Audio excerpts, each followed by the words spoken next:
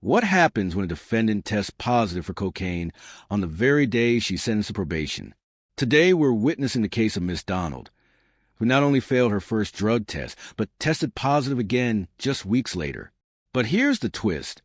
She literally set herself on fire while high on drugs, and now she's begging the judge not to send her back to jail because she just got a dog. This is one of the most brutally honest probation hearings you'll ever see, where a tough-as-nails probation officer becomes an unlikely ally, and a judge has to decide whether to give a third chance to someone who's already blown two. Buckle up, because this emotional roller coaster is about to take some wild turns. Assistant Public Defender Natalie with and on behalf of Ms. Donald, who stands to my right. Please state your name for the record, ma'am. Genevieve Darnell. Excuse me. Thank you. Teresa on behalf of probation. Your Honor, Ms. Donald is scheduled before the court. Probation set a status review hearing regarding Ms. Donald. So the court's aware, Ms. Donald did not start out probation very well. In fact, she tested positive for cocaine the day that she was sentenced. She also tested positive for cocaine again on April 26th. Both of those tests she did have sent out, and they were lab confirmed with a positive test. Hold up. She tested positive for cocaine the day she was sentenced? That takes some serious audacity. And then again on April 26th? These weren't false positives either. They were lab confirmed. For those who don't know, when you're sentenced to probation, you're basically getting a get-out-of-jail card with conditions. Testing positive immediately is like slapping the judge in the face and saying, "Thanks for the freedom, but I'm going to keep doing drugs anyway." Most judges would have revoked her probation immediately and thrown her back in jail. But watch what happens next. This probation officer is about to reveal something that completely changes the dynamic of this case. She mentioned seeing her other side, and trust me, you want to hear what that means. Let's just say Judge Ms. Donnell saw the other side of me, which most people don't right out of the gate. As this court's aware, I can be someone's best cheerleader or their worst enemy. Well, second to worst enemy. You would be the first. Ms. Donnell, though, is very aware that this court could incarcerate her again. And the court is also aware that she has spent a lot of time in custody already. She's not wanting to go back to that. Since those drug tests occurred, we have a better working relationship. She's quite aware that I won't mess around with any further positive tests at all. She does report to me on a weekly basis. I did have a conversation with her treatment provider. She did complete IOP since then. But she is continuing with individual counseling, 2 different kinds, once a week for each of those. She is also going to AA meetings regularly, and she has, I believe, 4 commitments? 6. Oh, 6. So that's increased. That she has to do as well as part of the recovery community. This probation officer is a legend. She just admitted to basically scaring this woman straight. Notice how she says she could be someone's best cheerleader or worst enemy. And the judge will be the first? That's a probation officer who doesn't play games. But here's what's remarkable. Despite 2 positive cocaine tests, she's actually advocating for Miss Donald to stay out of jail. Why? Because Miss Donald turned around, completing intensive outpatient treatment, attending 6 AA meetings, individual counseling, and weekly check-ins. This is what accountability looks like in the criminal justice system. Sometimes tough love actually works. But wait until you hear what really happened that got Miss Donald to change. It involves fire, lies, and a near-death experience. Given all of the changes that Ms. Donnell made since those positive tests out of the gate, I did let her know if any continued, my recommendation wouldn't be as fair as I'm asking the court to do today. For now, given that she's turned it around and I'm getting positive reports from treatment and she's meeting with me and her tests have been clean, probation's asking that her probation continue. However, I'm also asking that the court see Ms. Donnell regularly with reviews. And so I'm also asking for another in-person review on September 11th, 2024. and that she continued with her weekly reporting to me and the drug testing and everything else. Anything you want to say? I 100% agree with the action that Teresa has taken. And I really enjoy the relationship we have built. Actually, I mean, she kind of scared me at first, but she's a great person and she's really helped me in my sobriety. So I'm just grateful for her. So I just want to continue on the path I'm going on. And yeah. So when you saw that other side of Miss Valera, Yeah. it scared the daylights out of you, didn't it? No, I'm not. I freaked out because I didn't. I can say it, but like people say it all the time. But like she said, I can say it. Like I didn't use, but I mean, I'll take whatever. I surrounded myself for 3 years around drugs, and like I'm willing to. Like I have to take the punishment. Like like the repercussions. I deserve it. I can also say, with the conversation, the hard conversation that Ms. Donnell and I had initially. It was hard. With the court, if the court remembers, Ms. Donnell's sentencing had been put out because of a hospitalization because of a severe burn. The truth came out with that, with me, and she did admit that that was due to her using. It was not due to the ridiculous excuse that she was trying to present to me or to this court. So there has been honesty that's come along. And, I believe that she's showing me that she's being honest now.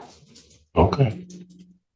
Yeah, I did tell her that I used 3 days prior to the fire and I set myself on fire. Wait, what? She set herself on fire while high on cocaine. This just went from a standard probation violation to something way darker. She was hospitalized with burns and initially lied about it, but finally came clean to her probation officer. This is addiction at its most devastating. When someone is so deep in their drug use that they literally become a danger to themselves. The fact that she's now being honest about it shows real growth. This isn't just about following probation rules anymore. This is about saving her own life. The judge's response of, "We're thankful you're here," says it all. This woman almost died from her addiction. But here's where it gets even more emotional. Yeah. Well, we're thankful you're here. Right? Okay. It's a long path. It's a hard journey. You all right? Thanks. Sorry. No, it's okay. Bad crier. It's all right. Ugly crier. Oh, I know this is silly. Like the one thing I don't want to go to jail because I just got a dog. I was like, he's my baby. Why is that silly? I don't know. I just have a really big heart.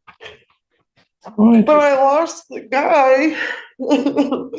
Lost the guy finally. So that's one less crazy asshole around me. I'll take that as a legal term. Oh, sorry. No, it's okay. It's okay. Listen. No, it's okay. I'm sorry. It's okay. So you lost the guy, got a dog. Yes. You're better off. Yes. What kind of This dog? is where it gets real. She's crying about her dog, but then drops this bombshell. She lost a guy finally. The judge immediately picks up on this. And for good reason. In many addiction cases, toxic relationships are a huge trigger for drug use. Getting rid of the crazy in her life and replacing it with a dog, that's actually a massive step toward recovery. Studies show that pets can be incredibly therapeutic for people in recovery. They provide unconditional love, routine, and responsibility. The fact that she's more worried about her 80-pound bull mastiff mix than herself shows she's finally found something worth staying clean for. Sometimes recovery isn't about hitting rock bottom. It's about finding something you love more than drugs. Yes. What kind of dog? A bull mastiff mix. He's 80 pounds. Also a small dog. Yeah. But he's the sweetest thing ever.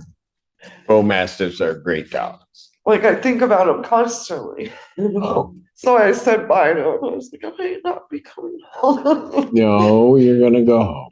Okay. All right. And the reason that you are is I have absolute faith and confidence in anything Miss Polera tells me. Thank you.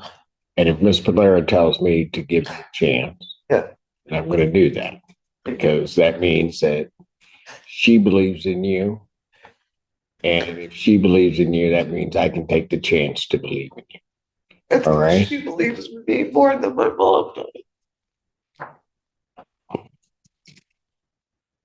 At least somebody does. It's a journey. Yes. It's a journey. And remember that. Okay. Just remember. And the important thing is, and you know, it'd be easy for me to say, and I'd like to believe that everything will kind of be easy and everything. There's going to be rough spots. Yeah. The important thing is when those rough spots hit, let Miss Polera know. Yeah. And that you be honest about that rough spot you're hitting. Right. And we'll do what we can to try to work you through it. Okay. Fair enough? This judge just delivered one of the most compassionate, yet realistic speeches I've ever heard in the courtroom.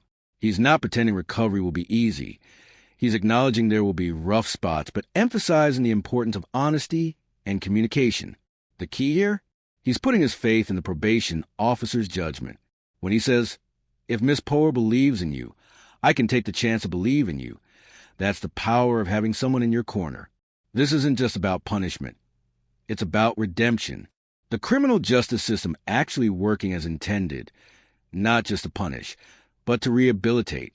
What happens next shows just how human these proceedings can be. Yeah. What's the dog's name?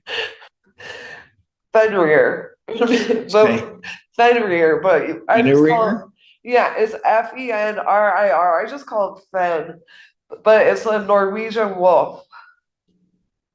Yeah, Fenrir. Oh, that's cool. That is name him, but pretty cool. I think it's an awesome name. Like I name my pets pretty cool names. Like my cats are Lila and Ember.